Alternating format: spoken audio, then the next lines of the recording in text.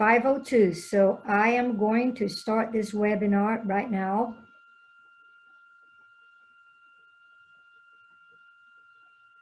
Good afternoon, everyone. I'm Lucia Jennings. I'm the President and CEO of the Brazilian American Chamber of Commerce of the Southeast. I'm delighted that you could join us today for the first of a series of webinars about immigration and investments. Today, we will talk about U.S. visa overview and considerations. You must attend all 5 of them so you can really understand your possibilities.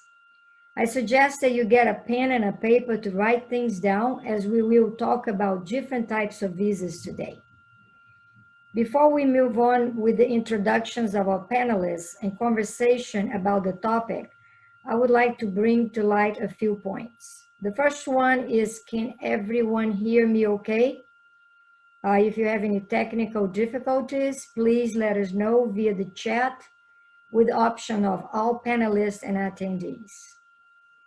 I would also like to advise you that we'll be recording this event and that the event is also being broadcasted via Facebook, and the link to the Facebook page may be shared with you through the chat in just a few minutes.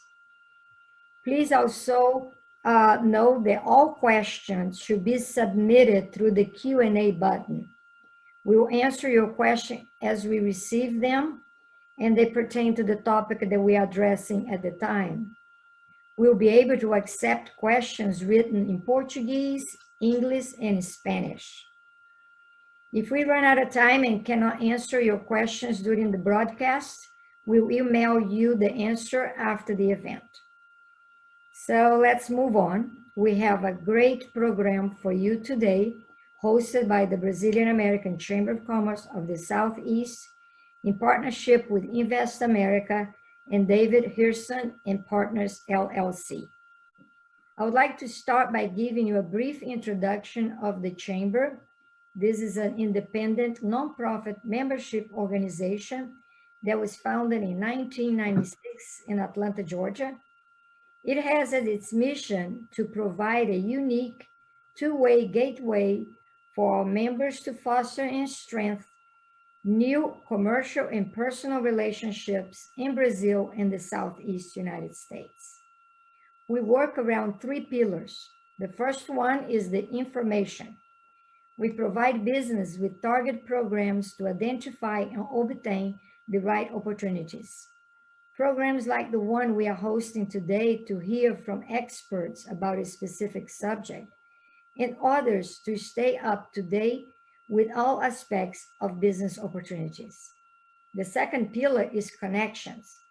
For the many years we have been in the region, we are able to connect our members to potential partners of every size and every industry. We value our connections with local, state, and federal governments, and also with businesses in general. The third pillar is resources. BACC is able to provide reliable hands-on assistance in developing, establishing, and improving our members' business.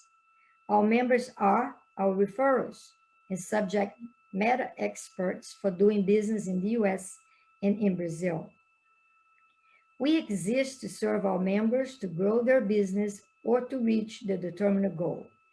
I'm honored to have here with me today our newly appointed chairman of the board, Jim King, who is a senior managing director with Sequence Holdings. I will share with you our website and contact information via chat in a few minutes.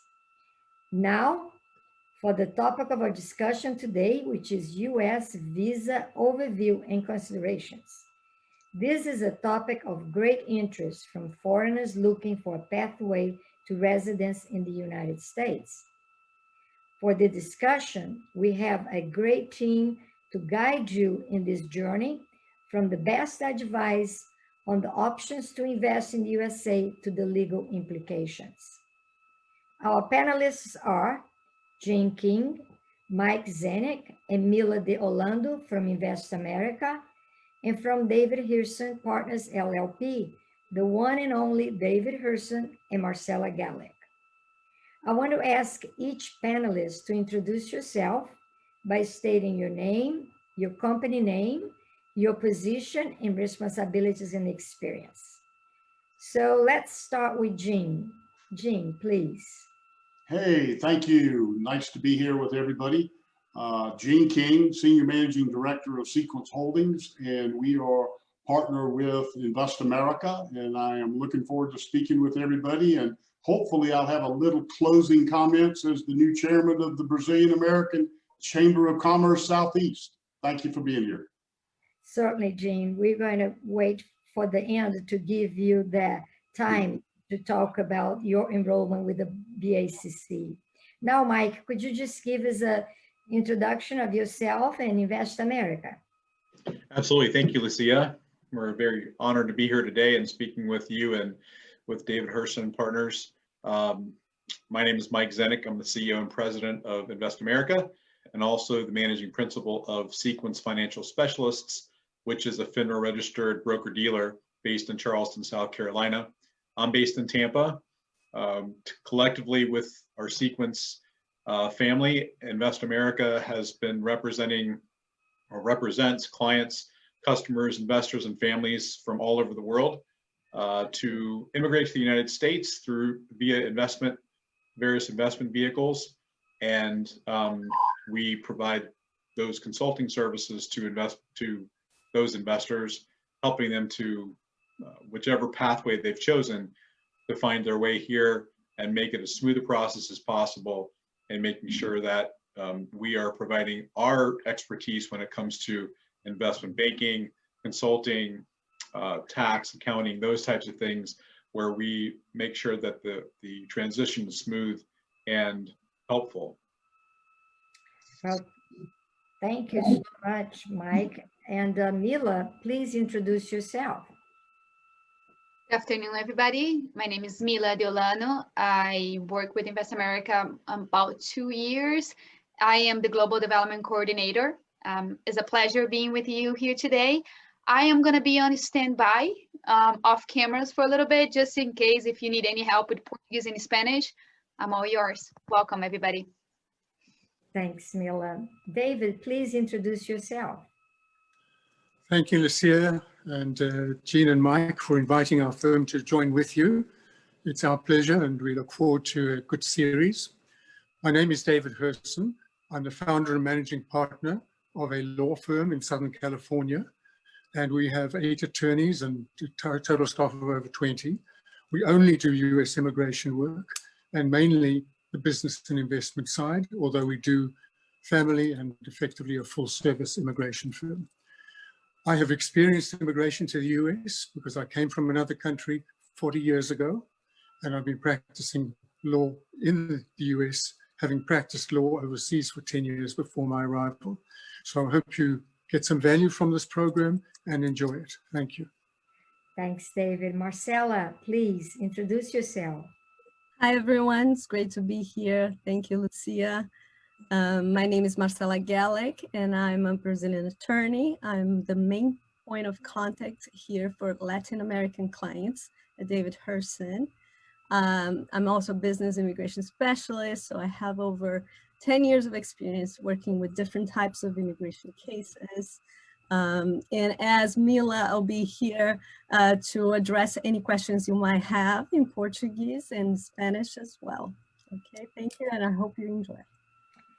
Well, thanks, everyone. I will prove to you that I have with me today the best and most competent team of professionals to talk about immigration and business opportunities. So let's start with David. David, let's set the stage and give us a quick overview of the types of visas there are and all the different paths and timelines for the most popular visas. Okay, if we can take 3 weeks on that one, I'll do it all, but we're just going to do the most popular ones and the ones that are generally used by people. So if you look at the chart that's up on the screen, the first category, it's the B1 and B2 that count, which is basically visitors for business and pleasure. Below that, you have as non-immigrant visas, the e-visas, which Brazil does not have a treaty, but we can get a treaty attaching. We'll talk about that later.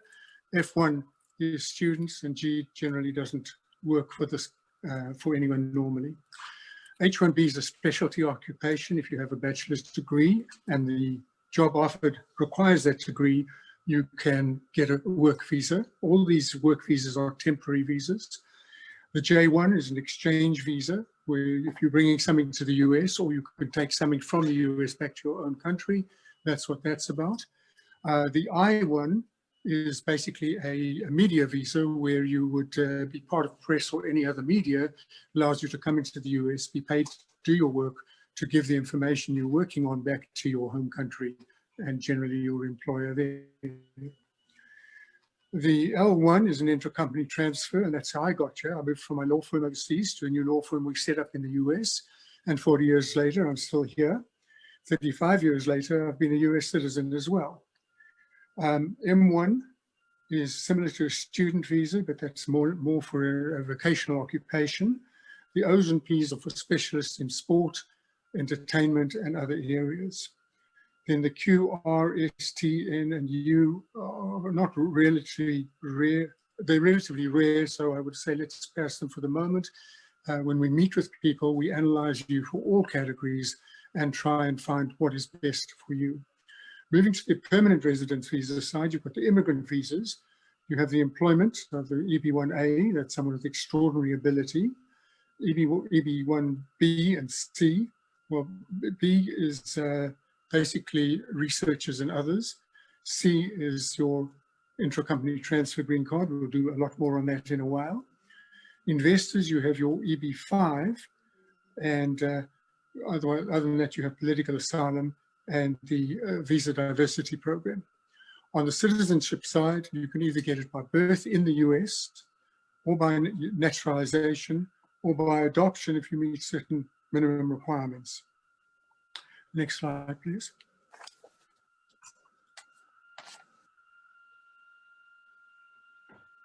So the temporary visas, I think I've sufficiently covered them. I don't want to be repetitive, but you can see from this list, it's exactly what I'd said. And remembering that this is a temporary non-immigrant visa classification, it comes to an end at some point in time, sometimes without a specific date, other times a specific date, and you can work while you qualify under the particular visa. You could change often into a green card or permanent residence, and that requires that you meet certain basic minimum criteria. You can extend those visas and you can change them depending on your circumstances. Next slide, please. Moving on to immigrant visas, I mentioned the EB1A, B, and C. These are basically extraordinary ability researchers.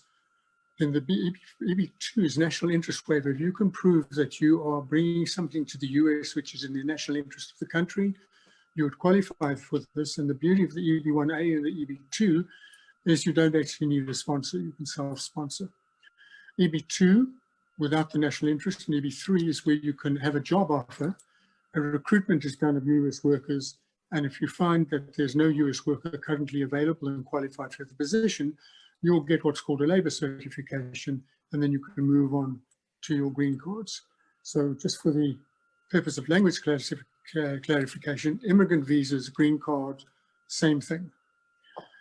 It allows you, once you have your green card, to work freely in the US and move about. You're simply one step below having your US citizenship. Once you've spent sufficient time in the US and you pass your civics test and show that you're a person of good moral character, you can then become naturalized as a US citizen and get a US passport. Many people want this and do it quickly. Others prefer to keep their original nationality and remain on a green card for an extended period. The next category is the next slide. This is the EB5 program, which is a major program in the US, which is very popular. It has become less popular at the moment for various technical and political reasons, but it's still there. It's an extremely valuable program. And if you find none of the other programs fit, this is a perfect tool to come into the US with an investment. In November of last year, the minimum amounts of the investment was moved from $1 million to 1.8 million, and the lower amount for special areas called regional, targeted employment areas moved from 500,000 to 900,000. You have to create at least 10 jobs. However, if you fall into a regional center in either level of category, the jobs can be counted by using economic calculations and showing what the impact of the investment is on the area on job creation. The individual does not have to be involved in day-to-day management, but has to have some say in the management on a day-to-day basis. The money is an important issue because the government of the US does not want, let's call it, dirty money coming in. That's money achieved through fraud, criminal activities, human trafficking, drugs, terrorism, any of that sort of thing. So the funds have to be clean, and you have to show where they came from, very carefully documented, and the path that they arrived into the US. So you have to show your source and your path of funds to enable you to prove that you have clean money for the government. Very, very closely scrutinized. We do a lot of this work. We help people gain the necessary documents needed and help you all along the way to get that report done so it is in compliance. The next slide, please. The E2 visa is also an investor visa, but we'll call it the smaller investment, and it's also a non-immigrant investment, but it only applies to countries that have treaties with the United States. Brazil, as I mentioned earlier, does not. There's a list I'll show you in a moment that do have treaties. The basic requirements are the investment must be substantial. That's not specifically defined. We prefer to see 150,000 US dollars or more. I have done cases with a lot less, but it has to fit very clearly into certain criteria. We'll advise you when we get to it. The company must be controlled by a national of the country where the treaty is, so that the US entity then is regarded as a treaty company. So individual with a dual citizenship in Latin America may have an Italian citizenship as well. Italy has a treaty. Although you're in Brazil, you also have your Italian passport. We can get you the E2 visa under that Italian passport. The business has to be real and operating. You can't just have money in the bank and some great ideas. You really have to be committed to it and at risk. The return on the investment cannot be marginal. That means you can't just make enough to purely have the sustenance and survival of the individual investor. You have to get a return on your investment. And this is, again, something we help you with. We also work with business plan writers who will help you write your complying business plan. If you can do it yourselves, that's great. We'll look at it. But if it needs to be elevated, we will hire the services of professionals with you and for you. Next slide, please. I touched on the H-1B specialty profession, bachelor's degree or equivalent experience. US immigration have become a little tighter on this recently. We've had to fight them in federal court, and I can be happy to say we beat the government on each of the cases we filed. They have gone a little restrictive under the current administration, and we believe that with the change of administration, and we'll only know that in a few weeks, we will have an easier time getting these cases through. Nonetheless, if you meet the requirements, we'll get you through the system. So don't shy away from it. Let us analyze it. You do, however, need an employer. The limit of the stay is 6 years in 2 3-year increments, and it can be extended under certain circumstances if you start applying for a green card before the end of your 5th year of H-1B. There's an annual cap of 65,000 unless you have a US master's degree or above, and then there's an additional 20,000 that get preference, so the total then becomes 85,000 H-1Bs. Next slide, please. The L1A and the EB1C, well, you're looking at one now. I came into the US on the equivalent of an EB1C, which was a transfer from my law firm overseas to the new law firm I set up in the US. The rules are a little stricter now, but the same game applies. The L1A is the non-immigrant portion, and it's mirrored by the EB1C, which is the green card side. Requirements basically are that you must have been employed in managerial or executive position for at least 1 year in the foreign company, and then you can transfer to the US. The relationship between the two countries must meet the parent subsidiary or affiliate, and it's basically through control. So if you have control of the one company by the other, or through the controlling parent or parent company, you have your relationship. The transferring executive, I mentioned, has to have at least 1 year with the foreign company. And to move on from the L1, which can be granted to a new startup, you want an EB1C green card. The US entity must have been in operation for at least 1 year and must be viable. That means it has to be trading and successful. Next slide, please. That's it for me. Thank you. I'll pass it over. Wow, so many options. As you can see, that to choose the right visa, you need to consult with a law firm to manage it. What type of visa is best for you. So we're going to shift this conversation back and forth, but I know that David is going to spend some time clarifying some of these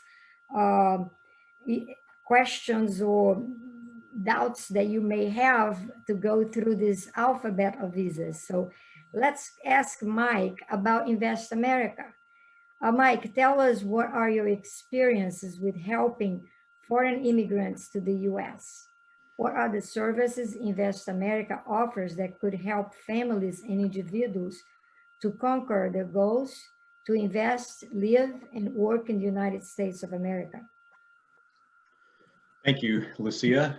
Well, InvestAmerica, we lead by our mission statement, which is we exist to support, guide, and protect investors and their families as they immigrate to the United States. That's our sole purpose and our sole mission. We do that. We've done that for since 2011. When I first came onto the scene of representing clients here in the United States, projects looking for investors. We have helped those investors understand the products first, and even before we do that, we do due diligence on the projects. We have a very extensive due diligence process that takes those projects, the people that are offering the securities and the investment opportunities through a very rigid analysis. We look at financial projections, we look at the experience of the management team, the developers, we look at the business model, we look at a lot of different other factors. We do background checks on everybody. So before we even present something for investment, we make sure that it passes all the tests. We then put that out there for investors for the EB5 offerings and help them understand the different features and different terms. We typically have a portfolio of options for people to choose from, variety of asset classes, whether it's hotels, multifamily, office buildings. Currently, we're representing a project that does the manufacture of specialty steel products, and also a casino in Las Vegas, and also an oil storage facility in Texas. So we represent a variety of different asset classes and opportunities for people, and helping them understand what's best for them. Our goal really is to say, when we get somebody that's interested in coming to the United States, we figure out, well, what's your goal? Do you want to be here permanently? Do you ultimately want to become a citizen? Do you want to open a business first, maybe? Whatever their goal is, and then determining based on their current situation, where they're from, how much they have to invest, what their time frame is, we kind of match them up with the right opportunity. Once they've selected a pathway, whether it's EB5, E2, EB1C, whatever it is, we then find them the opportunity that best suits their situation and their family situation.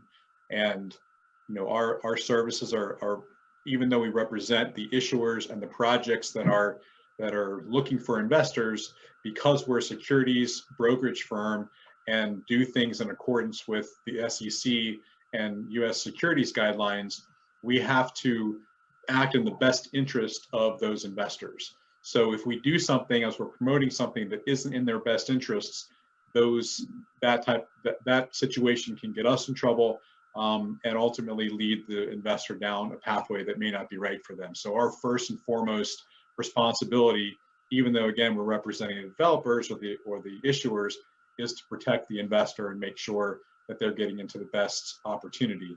And then lastly, once they get into an investment, once they make that investment, again, because of our role as a securities firm, we have actually a duty under the guidelines of our regulatory bodies to represent that client for the duration of the investment. So if they invest today and they exit 5 years from now until the time that they exit that investment, we represent their interests. We make sure that they're getting the information they need. If they have any questions, they're having any issues or problems, it's on us to help them do that. And by the way, we do all this in conjunction with other immigration and investment specialists. So we work very closely with immigration attorneys and law firms like David and other professionals that understand the different aspects of the different immigration pathways, as well as the different projects and offerings that we represent. Very good. Well, David introduced us to so many types of visas. So now my next questions to David and Mike will be around these types of visas that will be helpful for the pathways to citizenship. So David, let's talk about EB-5. What is it and what are the benefits someone could receive from getting approval to the program? Also, what is the processing time stages for the EB-5 visa? Okay, the EB-5 is what was named when it was passed in 1991, the Employment Creation Visa. It was passed so that for each investor, there would be at least 10 full-time US qualified people employed. You had to show these people on payroll were working for the business, and it was a very slow starting program. So in 1993, they added the regional center component, which I described earlier, where you can use indirect employment to calculate your 10 employers. There was at that time the 500,000 level for targeted employment areas, which are rural and high unemployment areas, or the standard at $1 million. Last year, these were increased for the first time after over 25 years. And if you calculate the cost of money over that period, it's exactly the same amount. So there was no real change, but it shocked people to jump suddenly from 500,000 to 900,000. But that was actually what the change in the value of money was over 25 years. Anyway, people are getting used to it, and we're seeing investments coming through. As I mentioned earlier, you have to show your money is clean. The stages of an EB-5, there are 3 parts. The first part is we gather all the information about the investment, its qualifications, a very detailed business plan, which is provided by the Regional Center Project, or if you're doing your own private investment, we help you create that business plan. And this all gets submitted to the US government together with detailed proof of the source and path of the invested funds. The government gets hold of this and they look at it. Now, this is where we start running into a bit of delay. The government are currently taking anything after 2 years just to adjudicate that stage 1. They keep promising it'll come back to 6 months one day, but while the present administration is in power, I can't see it because they're just not allowing stuff to go through quickly. It's just part of their current policy. Once that case is approved, we move on to stage 2. That's divided into 2 parts. If you're legally in the US, under say your E2 or your L1 or H1 or whatever, we can then file what's called adjustment of status, and that you will get called to an interview and you will get your green card in the US. That's taking anything between 6 months and a year to get through the system. If, however, you're not in the US, you would have to go in front of a US consul in your home country. Usually only one city is selected in each country. You go to that city for the interview, and that process also takes about 6 to 8 months. Once you've had that interview, you have a 6-month window within which to enter the US. Individual investor must come first, or with the family, or the family can follow. You cannot send your family in advance. Once you're admitted, either through the adjustment of status, you've changed to a green card, permanent resident, or arrived in the US with your visa, immigrant visa, you now are placed in a 2-year conditional resident status.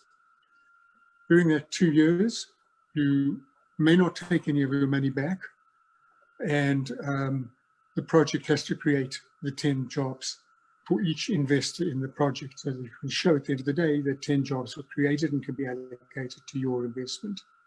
In the window between the 21st month and the 24th month, you file the third stage, which is a substantive application, which is requesting to remove the conditional status.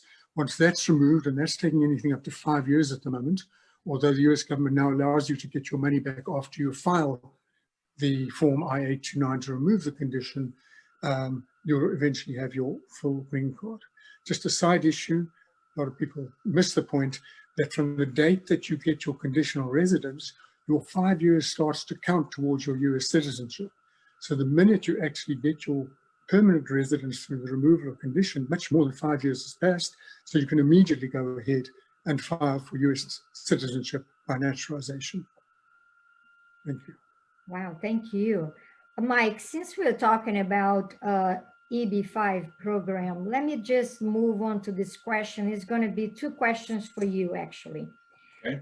Knowing that to apply for a green card with the EB5 program, choosing the right project is key.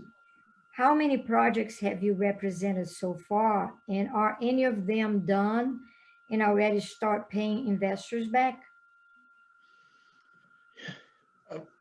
Yes. So far we've represented just under 30 projects since 2012. We've worked with over, I guess, probably 300 families in that regard. Early on, we represented projects that were only looking for a few investors, and every single one of those projects, which right now stands at about 12 of those projects, have completed the entire investment process, the entire immigration process, and every single one of those investors have received their permanent green cards, and they've received their 100% of their money back. Plus, in most cases, we're earning annual returns alongside, throughout their investment process. So we've been very excited about that. Our approval rate, every investor that we've represented so far has gotten their initial I-526 approved and conditional green card, and then every investor that has had their I-829 for removal of conditions adjudicated has also been approved. We've had no denials so far. We got close on a couple, but we were able to work with the project and with the immigration attorney and the investor to make sure that things were answered and taken care of. So as of right now, we have 100% approval rate for those projects, and obviously when people get their money back, they're very happy. As everybody knows, there's no guarantee. The money needs to be at risk, so it's very important for people when they're considering projects to invest in to make sure that there are certain features of those projects that are there. Most importantly of which is making sure that there are protections for investors in case things do go wrong. But finding a project that's been analyzed very closely, making sure that the likelihood that they're going to get their money back is very high, and there are certain ways to consider that when you're looking at the various aspects and details of a project. We like to focus on those projects because, again, our focus is the investor.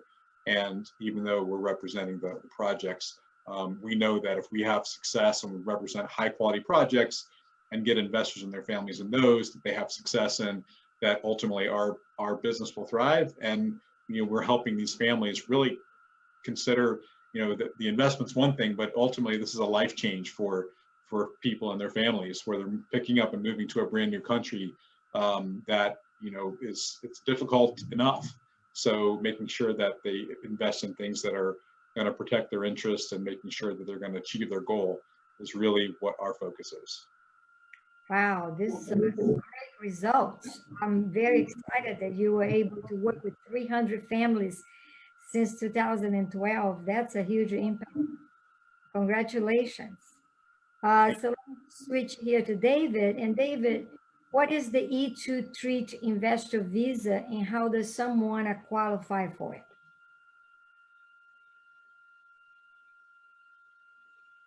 David is on mute. Thank you. Sorry about that. A substantial investment is required by an investor who's a member of a treaty country into an investment which is a member of the treaty, which is created as a treaty company within the US. The individual will manage and direct that investment, and the investment must give more than a marginal return. The investment needs to be substantial. It's not a defined term, and we like to see nothing less than 150,000 US dollars. These are regularly done. They're approved on a continuous basis. They can be done in the US or outside the US. However, if you're in the US and you change to an E2, the minute you travel outside, you still have to go back to a US consul, do a new application to get the visa stamp in the passport to come back in again. So there's limited value in doing a change in the US, but in certain cases, it's very important that we can actually achieve that. Thank you. I'm going to have a couple more questions for you around this alphabet of visas. So the next one is, what is the L1A non-immigrant visa and how long is the visa valid for? Okay, an L1A visa is a temporary non-immigrant work visa. It's called an intra-company transfer. It basically applies to managers and executives of foreign countries moving to a subsidiary, affiliate, or branch office of a US country. The total available visas is 7 years. If you're coming into an existing viable company, which has been operating for at least a year, the first period will be for 3 years, and then you can get 2 extensions of 2 years each, making a total of 7. At that point, you have to leave the country for a year, and then you can start the 7 all over again. If you're coming into a new startup company in the US, you'll get 1 year, and then 3 2-year extensions, getting the same total of 7 with the same rules. Generally, people will switch out of the L1 into the green card version, which is the EB1C, before the 7 years are up. And David, just about the L1 visa, what is the average processing time for the L1 visa? And how can someone convert a short-term visa, such as L1, to permanent residence? Okay. The L1 visa, if done very, very well and very speedily, the individual could be in the country within about 6 months of our instruction. This will also turn on whether the US consuls are open and taking visa applications. We usually say to the people, you'll be in within about 6 months. With the US consuls closed, we have a problem, although a few weeks ago we achieved an approval for a Korean company. First, immigration managed to give us an approval within 1 week. And secondly, within 24 hours, the US consul agreed to accept the case. This was based on the criteria set up by the US government, namely that it's in the interests of the US country or government, national interest, or it's something to do with the health issues, and therefore these people can get excused from all these delays. So there you have it, it's about 6 months. Then when you get into the green card, that's going to take a year plus another year, about 2 years to get the green card. Once you've done 1 year minimum of viable business in the US. So an existing company, that process will be quicker. 1 year. In a new startup, you've got to wait until the company's strong enough to carry the case. Oh, that's interesting, because I was going to ask you, since the most consulates were not accepting appointments for the L1 and L2 visas, how one could obtain an appointment at this current moment as we are dealing with so many restrictions. But I guess you have answered the question, unless you want to add something else. No, it's just basically, can you prove that there's an emergency that fits within the criteria? And then the system seems to be fairly accommodating. We've done a couple of them and we've been successful. So if you meet the test, we'll probably get you through the system early. Well, thank you so much. I wanted to shift gears here and ask Jean a question about the EB1C. I understand that this visa is also an option that not everyone talks about. I hear that you have a passion for EB1C applicants in this journey. What are the benefits, requirements, and challenges you see to pursue such a particular path to green card?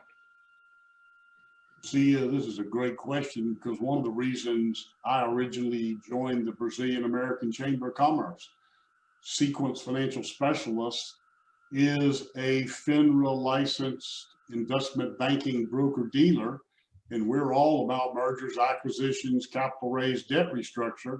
So when I found out about the EB1C, which is exciting that David and I are working together here, it intrigues and excites me because through the Brazilian American Chamber, we're looking to help people come to the United States and be in business.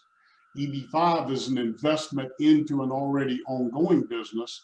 EB1C is you literally want to have your own business and run your own business and get your family to the United States on permanent green card. So it's a fascinating venture as far as I'm concerned in the immigration process. Again, the benefit when somebody really wants to run a business and grow a business. And it's also, and David, I would appreciate your comment on this if I'm not correct. I think it's a faster path of getting through the 526, 829, the whole entire process when done correctly through an immigration attorney like David. It's a faster process to get the permanent green card status. So it's all about the excitement of being in business and growing a business and getting the permanent residency. Jean, you're 100% correct. It is much quicker. Great. And Jean, give me an example of some of the business that someone can be, engaged in order to get a green card later on. I think it'd be more of what your mind can conceive and believe and what you want to do and have a passion about would be the correct path. I would ask David maybe to comment on what would not be realistic, but you going down the EB1C path, you need to plan on having a company that you're going to put capital in. You expect to have a growth, maybe a hyper growth chart on an annual basis. You need to have a management tier. You need to have, you would be the owner. You'd have a manager, maybe a CFO. You need at least 3 tiers of management. And it'd be nice within a couple of years to have 15 to 20 employees. But David, are there any industries in your opinion that you should rule out when thinking about EB1C instead of, there are just so many different businesses in every country as far as that goes, but anything in particular you would rule out? Well, there's several other ways to go. One of them is utilizing a franchise. So if you buy a franchise, a registered franchise, you could use that. You've got the employees, you've got the structure, and you can go forward. Often we've found people using a managed franchise. In other words, the existing franchisor manages the operation, may be an equal partner, and may just be a small percentage partner for a fee. And the individual coming over becomes an executive, not a manager. And the executive then fits the position within that business. Is there any particular industry, David, you would rule out of thinking about being an EB1C candidate for business? Anything in particular No, I think that comes to mind? No, I can't think of a business that you'd be out of unless the business is too small. Yeah. You've got to establish the management or executive position of the individual. And that's generally because of the 3 tiers of management, as you mentioned, the number of employees. So if you've got somebody who calls themselves a chief executive, and in fact they do the janitorial work, you will not get that through the system. The government's very strict on it and they scrutinize it. You basically have to break down the duties into percentages of time to show that you're not doing hands-on daily routine work, but that you in fact are truly managing or an executive. So that's the test. The test is more, do you meet the requirements than what type of business it is, as long as the business is legal. So in many states we have marijuana grass as being legal. However, it's not legal under federal law. So don't even try an L1 for a marijuana business. It's just not going to fly. Yeah, that's right.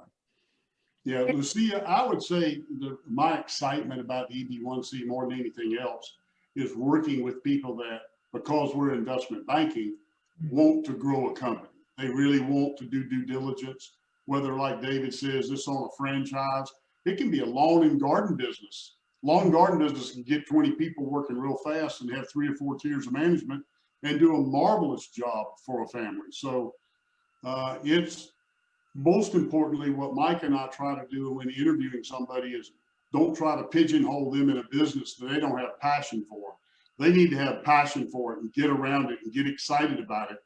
And then David handles the immigration, and we help them do the due diligence and get the business up and running and make sure everything's right. And they're off and going, and I love it. I like the EB5. It is a transaction, but I really have the passion for the EB1C to work with the families. Yeah. And my last question is the same amount of investment, the $900,000 for the EB1C, or is there a different amount of investment? No, let's go back to David's comments about E2 and $150,000 investment. I think you can get into an EB1C in a business that is operating for much less than an EB5 can cost you. Okay. I think, as David just said, you're going to get your permanent green cards in a lesser time. Mm-hmm. But as David also said, you got to be willing to work. EB5, you're just making an investment. So when you get into an EB1C, you're going to run the company, and its success and failure depends on you, and you need for it to be successful.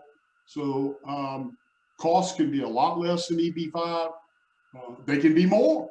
You could find a business you really like, and it might cost you a couple of million, $3 million, but it's something you really want to buy, you really want to be a part of, and it's already structured, and it's already got tiers of management, and it's already got employees, and David praises you for it because you bought a business that's going to make the immigration process simple for him. So actually working with a firm like ours and David to make sure you got the passion, to make sure you got the right business, to make sure it's going to work for you is really important. That's great. I'm going to ask Mike, let's talk about the other investor visa, the E2 visa. I know that David explained a little bit here. I understand it can be very tricky, the application with many moving parts. How does InvestAmerica help making this journey a smooth one, connecting all the dots and checking all the boxes when it comes to fulfill its requirements? Sure. So kind of along the lines that Gene was talking about with the EB1C and us, being focused on finding a business. That's really what our main role is, finding a business that is going to be suitable for the investor.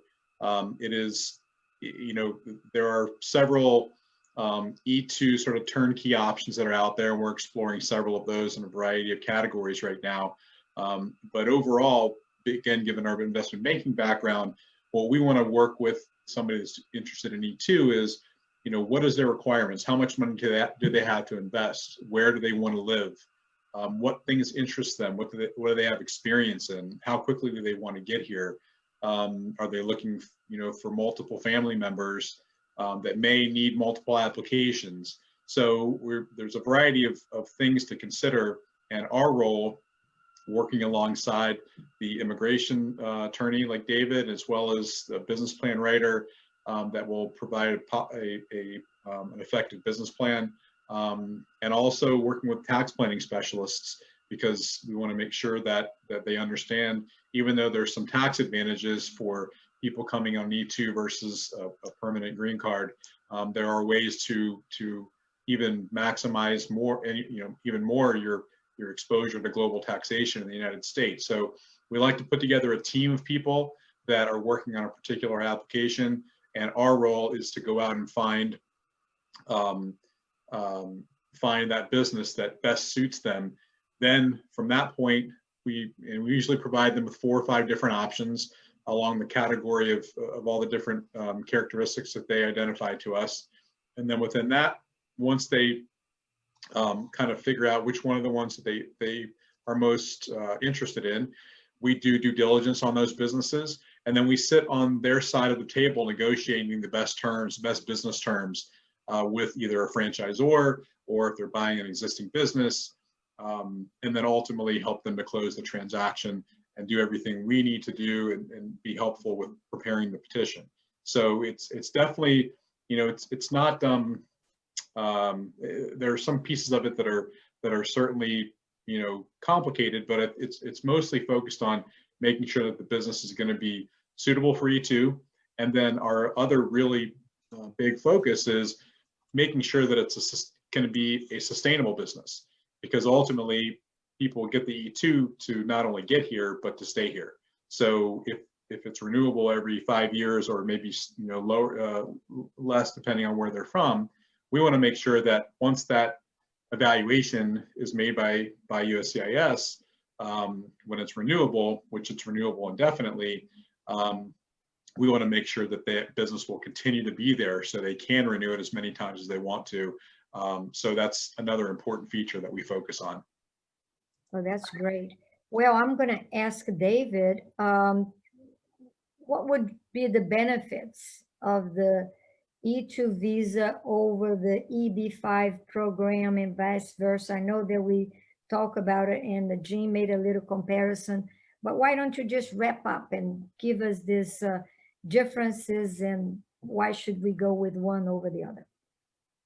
Right, well, just before I do that, I just want to mention that Brazilians can get an E2 if, for example, they invest in a country, which is called citizenship by investment, CBI, get a passport for that country, as long as that country has a treaty with the US. And the current choices are that are most popular are Turkey and the Grenada. So those are just the point. As far as the comparison between E2 and EB5, one is a non-immigrant visa. So eventually, if the business fails and goes away, you're left with nothing. Whereas the other is a permanent resident one. And if you get through the whole system, it doesn't matter what happens to the business, you'll always have your green card and you'll be able to go on to get US citizenship. However, the amounts of money for each are substantially different. You don't need much money for an E2. You just have to have enough for proving that the investment is substantial in relation to the business itself. On an L1, by the way, as long as the amount of money invested makes sense to give you control, the amount is irrelevant. And then on the EB5, you have the fixed amount. So you can land up having to put in 1.8 million because it's a business you want to be in, but it's in an area that doesn't qualify for the lower amount. So money is a big distinguishing factor. The time it takes is a distinguishing factor, whether it's E2 or other. You can be in the US in less than 6 months, sometimes 3 months. With the E2, the spouse can get a work permit on application. Children and spouse can go to any school without obtaining a student visa. On the EB5, once you've got it, these things are not relevant because they can go to schools and get visas and so on without any issue. But it's a streamlined manner of bringing things through quickly.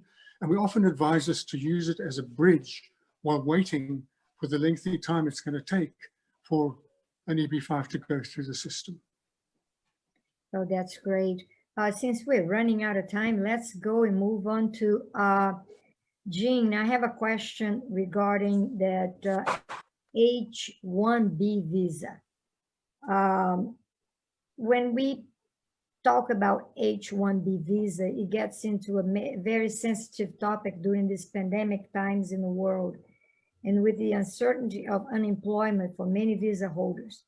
What are the alternatives you would recommend for an H-1B visa holder to stay in the country despite of uncertainty of their current unemployment or currently employment? Being that it's sensitive, and I'm interested in sensitive topics, I'm gonna get David to share this with me. David, if you don't mind. H-1B is tough right now.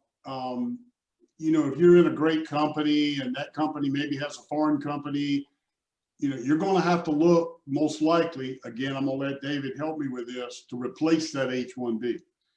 To replace it is exactly what this webinar was all about. You got the alternative to an E2 to transition to. You could start a business with an EB1C. You could go so far as to lean forward with an EB5 and make that substantial investment and, get to the United States and worry about what you're going to do to work later if you have the funds. But I think that's a difficult transition right now. And from an immigration attorney standpoint, from a business standpoint, man, if everybody has an H-1B right now wants to shell out about $100,000 to $150,000, we'll help you get an E-2. David's got to comment on that. What are the complications of making that shift? Could it be EB-1C? What's the better route? What are you trying to actually accomplish? You know, do you just need to be in the United States another year? So I think you're dealing with multiple things here, and it is very touchy about this whole immigration subject with our administration and what's happening. But David, do you have anything to add to about the fact that, hey man, I'm coming to the end of my H-1B. What are my alternatives from an immigration attorney standpoint to swiftly move in a different direction? Firstly, I think we need to mention that approximately 200,000 people apply for the 65 to 85,000 visas in a year. So the chances of getting it, you're in a lottery, maybe 3 to 1. So companies don't really want to go for this because it costs them money to use counsel and all that to file these cases. And then they just get sent back because they didn't get picked in the lottery. That's right. The options are also, if you have a job and it's a good job and it's not an easily found a job that can find a replacement of a US worker easily, then I'd go through what's called the labor certification and recruit for US workers and try and fill it that way. Your risk, of course, is as soon as they're not qualified. David, would you say is that again? You kind of froze up a little bit right when you were transitioning to that. Would you say that again for them? Sure. One of the options of an H-1B is the labor certification or the PERM under EB-2 or EB-3, where there's recruiting of US workers. The recruiting may prove to be successful for the individual in that there are no US people who respond, or anyone who does respond doesn't qualify. But in today's high unemployment, you're bound to find at least one who qualifies, and therefore that case must fail because the job must be given to a US worker. Often we find companies need multiple people for the same position. That's where we can win, because if 6 people apply and there are 10 slots, our person we're applying for will fill into one of the 4 remaining slots. So these are different ways to do it. And it's a matter of, again, using counsel who have experience in this area to help you select what is the best way to go. Do you have a job offer? Do you have a job itself? All of these things will direct which way we can advise you. But there's usually some solution. Very few we have to turn away and say it won't work. We make no money if we tell you it won't work, but we don't want to make money where we don't feel we will get you through the system successfully. Well, that's great. Thank you for helping me with that. We are running out of time, and I want to be respectful of everyone's time. So thanks to everyone who participated in this webinar. We'll be sharing an overview presentation along with the recording of our today's event with you for private consultation. Please do remember that this is the first webinar of the series we have planned for you. So join us again on October 21st to know more about each program at our next sessions. We'll go deeper on each of the programs. But before we say goodbye to you, I wanted to congratulate Gene King for his new role as chairman of the board of the Brazilian American Chamber of Commerce of the Southeast. And I would like to ask Gene to share his thoughts and excitement about the new opportunity and how he will be looking forward to helping the international community, not only Brazilians, to seek opportunities for moving, working, and investing in the great United States of America. So thanks, Gene, and you have the floor. Oh, Lucia, thank you very much. And first of all, Mike Zenick, my partner, thank you for being on this webinar today. I think we did a great job. I'm patting myself on the back. And David, you ought to pat yourself on the back because I learned. Every time I listen to David, I learn. Frankly, amazing. Brazilian American Chamber of Commerce is action-packed. We are charging to the end of this year, coming into the new year 2021 with some great programs, working with businesses, moving from Brazil into the United States back to Brazil. We're excited. We want to help businesses. We are really excited about the international venture here. And I anticipate working with other chambers of American chambers, like the South African American Chamber of Commerce, the Netherlands American Chamber of Commerce, which I'm working with on vertical farming right now and containerized environmental farming. So it's just a plethora of excitement going on at the Brazilian American Chamber of Commerce. And I thank all of you for listening today.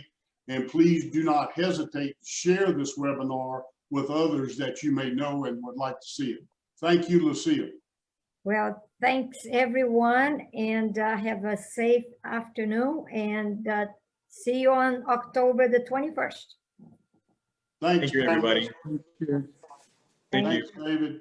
Great job. Thank you, Mike. Thank you, Gene. Thank you, David. Welcome. Thank you all.